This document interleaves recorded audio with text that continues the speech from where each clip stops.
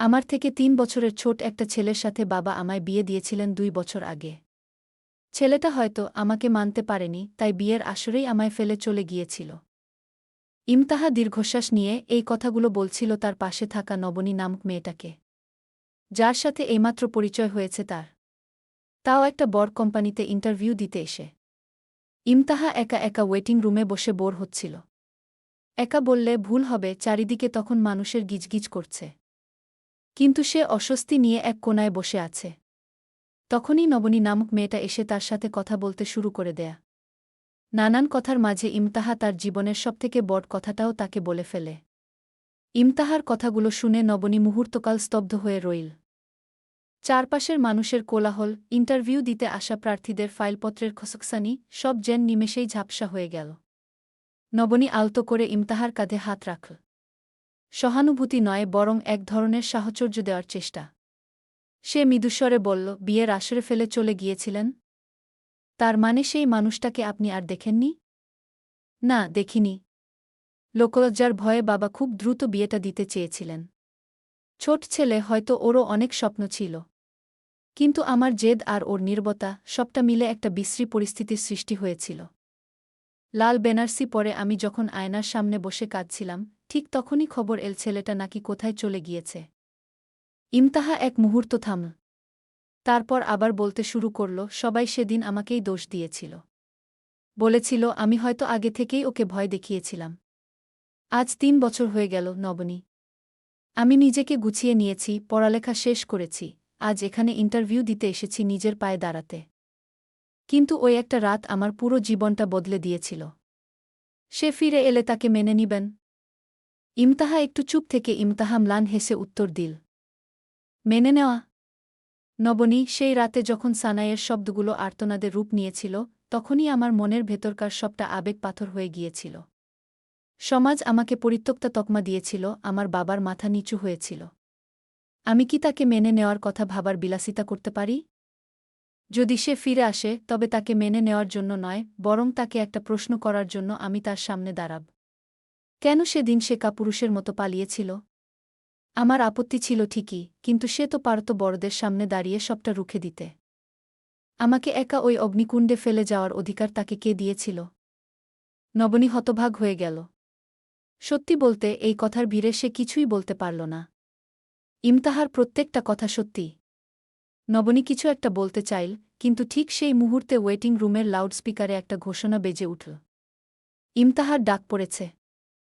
ইমতাহা নিজের ফাইলটা শক্ত করে চেপে ধরে ইন্টারভিউ বোর্ডের কামরার সামনে দাঁড়াল। বুকের ভেতরটা ধকধক করছে, তবে তা ইন্টারভিউয়ের ভয় নয়, বরং এক অজানা আশঙ্কায়। সে জেদ করে আজ বাড়ি থেকে বের হয়ে এসেছে। তার দাদি প্রতিনিয়ত তাকে অলক্ষী বলত। ৩ বছর অপেক্ষার পর কাল সিদ্ধান্ত নিয়েছে সে চাকরি করবে। আর সেই বাড়িতে যাবে না। একটা দীর্ঘশ্বাস ফেলে দরজা ঠেলে ভেতরে ঢুকতেই দেখল ৩ জন গম্ভীর মুখ বসে আছে। মাঝখানে বসা মানুষটি মাথা নিচু করে ল্যাপটপে কিছু টাইপ করছেন। বাকি ২ জন তাকে বসার অনুমতি দিল। ইন্টারভিউ শুরু হল। সাধারণ কিছু প্রশ্ন, দক্ষতা আর ক্যারিয়ার নিয়ে আলোচনা। ইমতাহা বেশ গুছিয়ে উত্তর দিচ্ছিল। কিন্তু ইমতাহার মনে হল, মাঝখানে বসা মানুষটি এতক্ষণ একটি কথাও বলেননি, এমনকি তার দিকে তাকাননি পর্যন্ত। শেষে সেই গম্ভীর মানুষটি ল্যাপটপ থেকে চোখ তুলে সোজা ইমতাহার দিকে তাকালেন। ইমতাহা তাকিয়েছিল, বিধায় চোখে চোখ পড়ে গেছে। ইমতাহা তাড়াতাড়ি চোখ সরিয়ে নিল। লোকটার চোখে মায়া আছে বলতে হবে। তার থেকে বয়সে ছোট মনে হয়। তিনি খুব নিচু অথচ ভারী গলায় বললেন, মিস ইমতাহা ইসলাম, আপনার ফাইলে তো আপনার সব যোগ্যতার কথা আছে। কিন্তু আপনাকে ২টি কারণে রিজেক্ট করতে পারি আমি। ইমতাহার বুকটা ধক করে উঠল। এতক্ষণের আত্মবিশ্বাস যেন এক নিমেষে তাসের ঘরের মতো ভেঙে পড়তে চাইল। সে নিজেকে সামলে নিয়ে সরাসরি লোকটির চোখের দিকে তাকাল। তার চোখে যেমন মায়া আছে, তেমনি আছে এক ধরনের দুর্ভেদ্য কাঠিন্য। ইমতাহা কাপা গলায় কিন্তু দুইভাবে প্রশ্ন করল, স্যার, আমি কি জানতে পারি সেই কারণ ২টি কি কি? আমার যোগ্যতায় কি কোনো ঘাটতি আছে? লোকটা ল্যাপটপটা ভাঁজ করে রাখলেন। তারপর চেয়ারে হেলান দিয়ে বসে খুব শান্ত গলায় বললেন, প্রথমত আপনি আমার সিনিয়র। আমি আমার থেকে বয়সে বড় কাউকে পিএ হিসেবে রাখতে পারি না। সেকেন্ড, আপনি ম্যারিড। আপনাকে আমার সাথে ২৪ ঘণ্টা থাকতে হবে। কখনো কখনো রাতেও আমার কাজ থাকে। আপনার হাজব্যান্ড মাইন্ড করতে পারে? ইমতাহার কানে শব্দগুলো যেন তপ্ত সিসার মতো লাগল। কয়েক সেকেন্ড সে পাথরের মতো নিশ্চল হয়ে দাঁড়িয়ে রইল। বিশেষ করে হাজব্যান্ড শব্দটা তার পুরনো ক্ষতে নুনের ছিটে দিয়ে গেল। কিন্তু ইমতাহা দমে যাওয়ার পাত্রী নয়। সে জানে এই চাকরিটা তার কাছে স্রেফ একটা জীবিকা নয়, এটা তার অস্তিত্বের লড়াই। তাই খুব শান্ত এবং ভারী স্বরে বলল, স্যার, প্রথমত, প্রফেশনাল লাইফে বয়স কি কোনো বাধা? আপনি যদি আপনার থেকে ৩ বছরের বড় কাউকে ডিল করতে না পারেন, তবে সেটা কি আপনার অযোগ্যতা নয়? যোগ্যতা যদি কাজের দক্ষতা দিয়ে মাপা হয়, তবে বয়সের অজুহাত তোলাটা আমার কাছে স্রেফ একটা দুর্বল যুক্তি মনে হচ্ছে।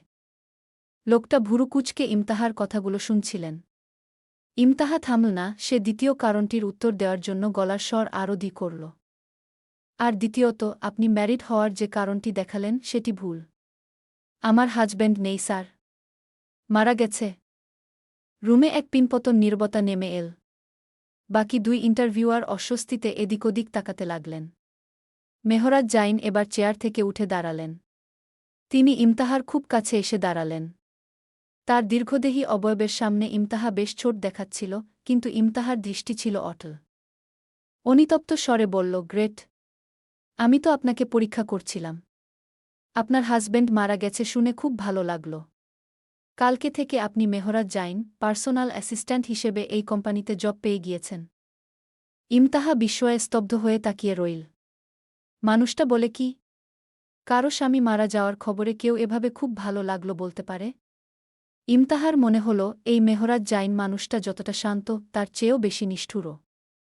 ইমতাহা কোনমতে নিজেকে সামলে নিয়ে বলল, আপনি কি সবসময় মানুষের ব্যক্তিগত শোক নিয়ে এভাবে রসিকতা করেন, স্যার?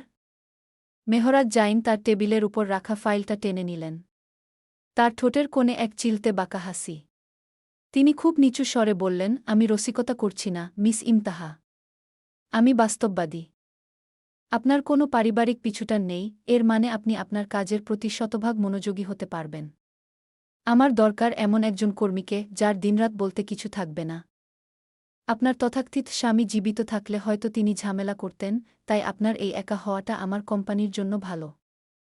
ইমতাহা রাগে থরথর করে কাঁপছিল। মনে মনে ভাবল, কতটা পাষাণ হলে একটা মানুষ এভাবে কথা বলতে পারে। কিন্তু ইমতাহা নিরুপায়। তাকে নিজের পায়ে দাঁড়াতেই হবে। দাদির সেই অলক্ষণী অপবাদ মোছার জন্য এই চাকরিটা তার বড্ড প্রয়োজন। সে একটা দীর্ঘশ্বাস ফেলে বলল, ঠিক আছে স্যার। পরশু সকাল কয়টায় আসতে হবে? মেহরাজ জাইন তার ঘড়ির দিকে তাকিয়ে বললেন, ঠিক সকাল ৮টায়। ১ মিনিট দেরি হলে কিন্তু আপনার এই ভালো চাকরিটা থাকবে না। এখন আপনি আসতে পারেন। ইমতাহা মাথা নাড়িয়ে সালাম দিয়ে চলে যাওয়ার জন্য পিছু ফিরতেই হঠাৎ মেহরাজ তাকে ডেকে উঠল, এই যে ইমতাহা। জি স্যার। মেহরাজ ড্রয়ার থেকে একটা কাগজ বের করে কিছু লেখালেখি করে টেবিলের সামনে বাড়িয়ে দিয়ে বলল, এটা আপনার জয়নিং লেটার। এখানে লেখা আছে ৩ বছর হওয়ার আগে যদি আপনি কোম্পানি ছেড়ে দিন আপনার নিজের ইচ্ছায়, তাহলে ১ কোটি টাকা কোম্পানিকে দিতে হবে। এখানে সাইন করে পরশু থেকে জয়েন হন। ইমতাহা আর কিছু না বলে কলম হাতে নিয়ে সাইন করে দিল। ইমতাহা ইন্টারভিউ রুম থেকে বেরিয়ে এল। করিডোরে পা রাখতেই তার মনে হল সে যেন একদম বন্ধ করা খাঁচা থেকে মুক্তি পেল। নবনী তখনও গেটের কাছে দাঁড়িয়েছিল। ইমতাহাকে দেখেই সে ছুটে এল। কি হলো আপু? আপনার মুখ এমন দেখাচ্ছে কেন? সিলেক্ট হননি? ইমতাহা ম্লান হেসে জয়নিং লেটারটা দেখাল। নবনী খুশিতে তাকে জড়িয়ে ধরল। কিন্তু ইমতাহা কেমন যেন ঘোরের মধ্যে আছে। সে নবনীকে বলল, চাকরিটা তো পেলাম নবনী, কিন্তু আমার বস মানুষটা বড় অদ্ভুত। পার্সোনাল প্রশ্ন বেশি করছিল। নবনী হাসল। বড় বড় কোম্পানির বসরা একটু ওরকমই হয় আপু। আপনি নিজের কাজে মন দিন। দেখবেন সব ঠিক হয়ে যাবে। ইমতাহা নবনীকে বিদায় জানিয়ে ধীর পায়ে বাসায় ফিরল। তার মাথায় মেহরাজ জাইনের সেই অদ্ভুত কথাগুলো আর তীক্ষ্ণ দৃষ্টিটা বারবার ঘুরপাক খাচ্ছে। বাসায় ঢুকতেই দাদির কর্কশ কণ্ঠস্বর কানে এল, কি রে অলক্ষ্ণী, মুখ পুড়ায় আবার ফিরে আসলি? তোরে কে চাকরি দেবে? তোর কপালে তো ওই চুনকালিই লেখা। ইমতাহা আজ তর্কে গেল না। দাদির চোখের সামনে জয়নিং লেটারটা ধরল। লেটারটা দেখা মাত্রই দাদির কুচকানো চামড়ার মুখটা যেন আরও ছোট হয়ে গেল। চশমার উপর দিয়ে একবার লেটারটা আর একবার ইমতাহার মুখের দিকে তাকিয়ে তিনি অস্ফুট স্বরে বললেন, চাকরি পাইছিস? কোন কোম্পানি আবার তোরে চাকরি দিল? বেতন কত দিব? ইমতাহা কোনো উত্তর দিল না। দাদির বিস্ময়ভরা মুখটার পাশ কাটিয়ে সে স্টান নিজের ঘরে গিয়ে দরজাটা টেনে দিল। ভেতর থেকে চিৎকার করে বলল, টাকা যতই পাই না কেন বুড়ি, তোমাদের 1 টাকাও দিবে না। আমি যাচ্ছি কালকে ভাড়া বাসায়। ইমতাহার কণ্ঠে আজ এক অন্যরকম দিতা। গত 3টি বছর এই ঘরের প্রতিটি কোণ তাকে গিলে খেতে চেয়েছে। আজ সেই শেকল ভাঙার শব্দ সে নিজেই শুনতে পাচ্ছে। দাদি বাইরে থেকে আরও কয়েকবার গালিগালাজ আর অভিশাপ দিলেও ইমতাহা কানে তুলল না। সে দ্রুত আলমারি থেকে নিজের গুছিয়ে রাখা কাপড়গুলো একটা ব্যাগে ভরতে শুরু করল।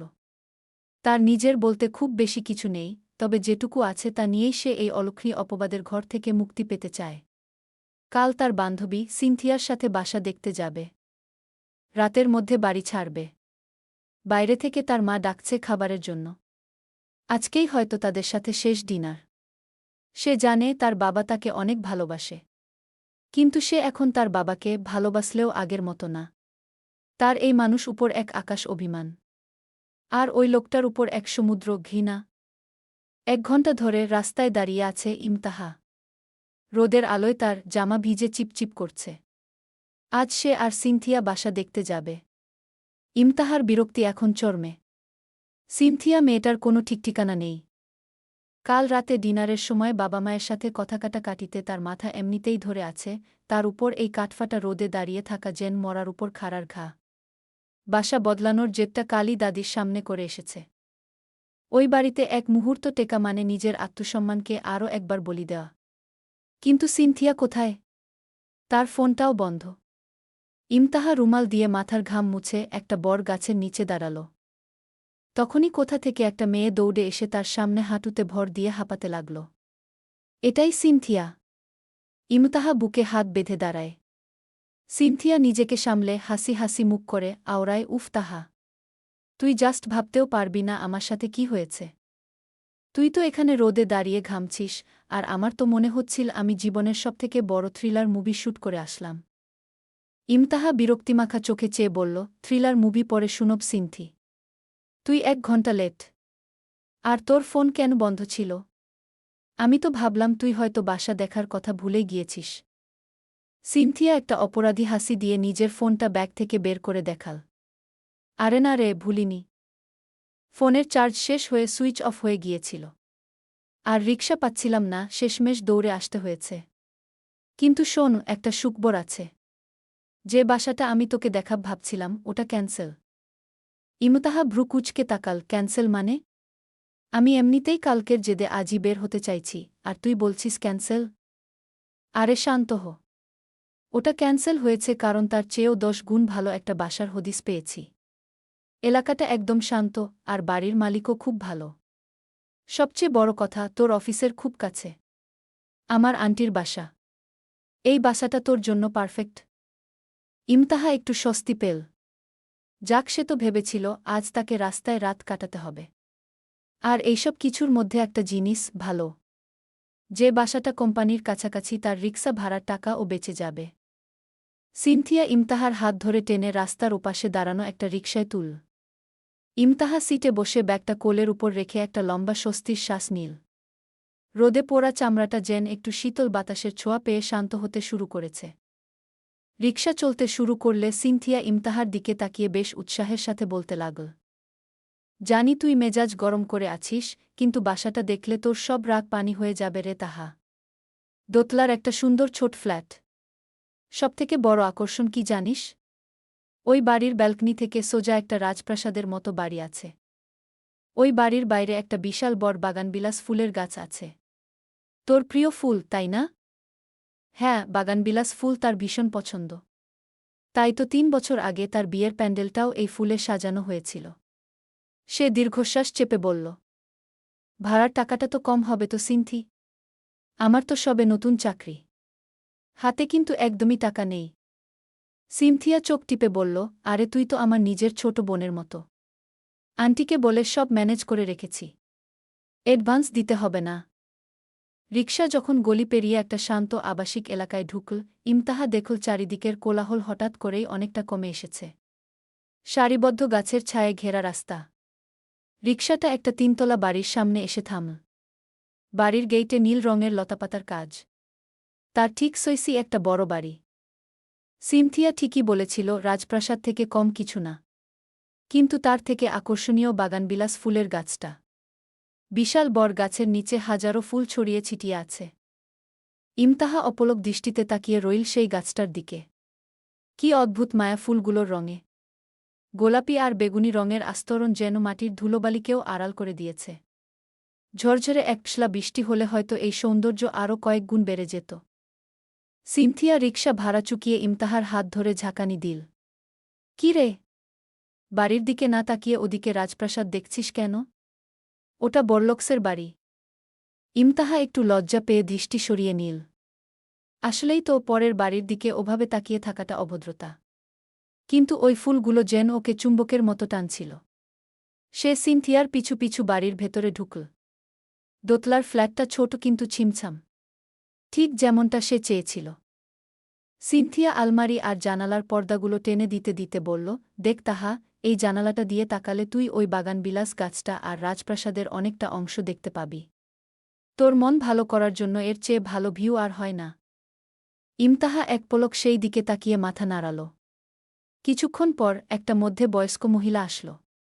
ইমতাহা সালাম দিল। মহিলাটি বেশ অমায়িক হেসেই সালামের উত্তর নিলেন। সিনথিয়া পরিচয় করিয়ে দিল, আন্টি, এই সেই মেয়ে যার কথা বলছিলাম। আমার খুব কাছের বন্ধু ইমতাহা। আন্টি ইমতাহার মাথায় হাত বুলিয়ে দিয়ে বললেন, বেশ মিষ্টি মেয়ে তো। তা মা, ঘরদোর সব দেখে নাও। তোমার পছন্দ হলেই আমার সার্থকতা। এককালে আমার বড় ছেলেও এই ঘরটায় থাকত, ও বিদেশে যাওয়ার পর থেকে খালিই পড়ে আছে। ইমতাহা বিনীতভাবে বলল, ঘর আমার খুব পছন্দ হয়েছে আন্টি। বিশেষ করে ওই জানালার ভিউটা। আন্টি মুচকি হেসে রাজপ্রাসাদের মতো বাড়িটার দিকে ইশারা করে বললেন, ওই বাড়ির বাগানবিলাস গাছটার কথা বলছ তো? ওটা যেমন সুন্দর, ওই বাড়ির মানুষটাও কিন্তু তেমনি গাম্ভীর্যপূর্ণ। খুব বড় ব্যবসায়ী, তবে বড্ড একরোখা আর শান্ত স্বভাবের। কারো সাথে খুব একটা মেশেন না। তুমি আবার ওদিকে খুব একটা উকিঝুঁকি দিও না বাপু। ইমতাহা মাথা নাড়ায়। তারপর বলে, আন্টি, আমি আজকেই এই বাসায় উঠতে চাইছি। আসলে আমার পারিবারিক সমস্যার কারণে। আমি কি জিনিসপত্র নিয়ে আসব? আন্টি ইমতাহার চোখের বিষণ্ণতাটুকু বোধহয় বুঝতে পারলেন। তিনি স্নেহের স্বরে বললেন, ঠিক আছে মা, কোনো সমস্যা নেই। সিনথিয়া যখন বলেছে তখন আজ থেকেই তুমি এখানে থাকতে পারো। আমি নিচতলায় থাকি, কোনো দরকার হলে নির্দ্বিধায় আমাকে ডাক দিও। ইমতাহা কৃতজ্ঞতায় মাথা নিচু করল। আন্টির অমায়িক ব্যবহার তার বুকের ভেতর চেপে থাকা পাথরটাকে যেন একটু হালকা করে দিল। সিনথিয়া ইমতাহার হাত ধরে ঝাঁকানি দিয়ে বলল, তাহলে তো সব শেট। তুই দ্রুত তোর ব্যাগটা নিয়ে আয়, আমি এখানেই আছি। আজ থেকে তোর নতুন জীবনের শুরু। তাহা। ইমতাহা আর দেরি করল না। দ্রুত গিয়ে তার সামান্য কিছু কাপড় আর প্রয়োজনীয় নথিপত্র নিয়ে ফিরে এল। সিনথিয়া যাওয়ার সময় বলে গেল, সাবধানে থাকিস তাহা। কাল সকালে কিন্তু একদম ঠিক টাইমে অফিসে যাবি। সিনথিয়া চলে যাওয়ার পর পুরো ফ্ল্যাটটায় এক অদ্ভুত নীরবতা নেমে এল। ইমতাহা ধীর পায়ে জানালার কাছে গিয়ে দাঁড়াল। ঠিক উল্টো দিকের সেই বিশাল অট্টালিকাটা এখন মায়াবী আলোয় ঝিলমিল করছে। বাগানবিলাস ফুলের রাশিগুলো বাতাসের দোলায় নাচছে। বিকেল 4:30টার মতো বাজে। রান্না করার জন্য হাঁড়িপাতিল সহ শাকসবজি আর সন্ধ্যায় চা খেয়ে আসা যাক। আসার সময় একটা বাজার লক্ষ্য করেছে সে। ইমতাহা বোরকা পরে বাসা থেকে বের হল। বাজারটা খুব একটা দূরে নয়। রিকশা না নিয়ে সে হেঁটেই এগোতে লাগল। বাজারের কোলাহলে এসে ইমতাহা কিছুটা অস্বস্তিতে পড়ল। অনেকদিন পর একা বাজারে আসা। সে দরদাম করে একটা কড়াই, ছোট হাঁড়ি আর কিছু চামচ কিন। তারপর সবজি বাজার থেকে টাটকা কিছু সবজি আর ডিম কিন। ফেরার পথে চোখে পড়ল রাস্তার ধারের একটা ছোট টং দোকান। সেখান থেকে ভুরভুর করে চায়ের সুগন্ধ আসছে। সারাদিনের ধকল আর ক্লান্তি মেটাতে এক কাপ কড়া চা খুব দরকার ছিল। ইমতাহা বোরকার নেকাবটা একটু আলগা করে চায়ের কাপে চুমুক দিল। চায়ের ধোয়ার মাঝে সে আনমনা হয়ে ভাবছিল কালকের কথা। তখনই কারোর ডাকে ধ্যান ভাঙল। এই যে মিস, ভাঙ্গতি 10 টাকা হবে। ইমতাহা ভ্রু কুঁচকে সামনে তাকিয়ে দেখল একটা রোগাপাতলা গড়নের ছেলে। নীল শার্ট আর কালে প্যান্ট। মুখে অমায়িক হাসি। হাতে আবার আইফোন। দেখে তো কোনো ভদ্র বাড়ির ছেলেই মনে হচ্ছে। ইমতাহা একবার আশেপাশে তাকিয়ে দেখল তেমন কোনো লোকজন নেই। সে আসার আগে থেকেই ছেলেটা বসেছিল। এতক্ষণ খেয়াল করেনি। ইমতাহা একটু অবাক হল। ছেলেটার হাতে দামি ফোন, বেশ পরিপাটি পোশাক, অথচ 10 টাকার জন্য এভাবে সাহায্য চাইছে। সে নিজের ব্যাগ হাতরে 10 টাকার একটা নোট বের করে ছেলেটার দিকে বাড়িয়ে দিল। ছেলেটা নোটটা হাতে নিয়ে বেশ কায়দা করে একটা হাসি দিল। ধন্যবাদ, মিস। এই 10 টাকার ঋণ আপাতত থাক। বলা তো যায় না, কোনো একদিন হয়তো সুদে আসলে ফেরত দেওয়ার সুযোগ পেয়ে যাব। বলে হাসি দিয়ে পিছনে ফিরে চলে যাওয়ার জন্য এক কদম ফেলতেই আবার ঘুরে দাঁড়িয়ে বলল, আচ্ছা মিস, আপনার নাম কি? পরে তো টাকা ফেরত দিতে হবে। ইমতাহা ভ্রু কুঁচকে আবারও ছেলেটার দিকে তাকাল। মুখ অনেকটা ফর্সা দেখতে, এলোমেলো চুল। তার থেকে হাইটে অনেক লম্বা হবে, কিন্তু মুখটা দেখলেই বোঝা যায় বাচ্চা বাচ্চা। 20 থেকে 22 বছরের হবে। ইমতাহা শান্ত কণ্ঠে বলল, টাকা দিতে হবে না। আচ্ছা। আমি আবরাজ। আর আপনি? ইমতাহা একটু অস্বস্তি বোধ করল। ছেলেটা নাছোড়বান্দা। বাজারে একা একা কোনো অচেনা ছেলের সাথে নাম বিনিময় করা তার কাছে মোটেও স্বস্তিদায়ক নয়। বিশেষ করে আজ সারাটা দিন তার জীবনের একটা বড় পরিবর্তনের মধ্য দিয়ে যাচ্ছে। ইমতাহা চায়ের কাপটা নামিয়ে রেখে শান্ত গলায় বলল, নাম জেনে কি হবে? আমি এটুকু সাহায্যের জন্য নাম বলি না। আপনি আসতে পারেন। আবরাজ ছেলেটা মোটেও দমে যাওয়ার পাত্র নয়। সে পকেটে হাত গুজে হালকা হাসল। নাম জানা থাকলে পরে যখন দেখা হবে তখন সম্বোধন করতে সুবিধা হতো। তবে ঠিক আছে, নাম যদি বলতে না চান, তবে আমি আপনার একটা নাম দিই। মিস চিনিমিনি। ইমতাহা মেজাজ সামলে নিয়ে ব্যাগগুলো হাতে তুলল। চিনিমিনি নামটা শুনে তার পিত্তি জ্বলে গেল, কিন্তু সে কিছু বলল না। এই ধরনের ছেলেদের সাথে কথা বাড়ানো মানেই বিপদ। চায়ের বিল দিয়ে গটগট করে বাড়ির দিকে হাঁটা দিল। পেছনে আবরাজের সেই অদ্ভুত হাসিটা যেন বাতাসে ভেসে এল। গল্পের নাম বৃষ্টিস্নাত বাগানবিলাস। লেখিকা ফাতেহা নূর।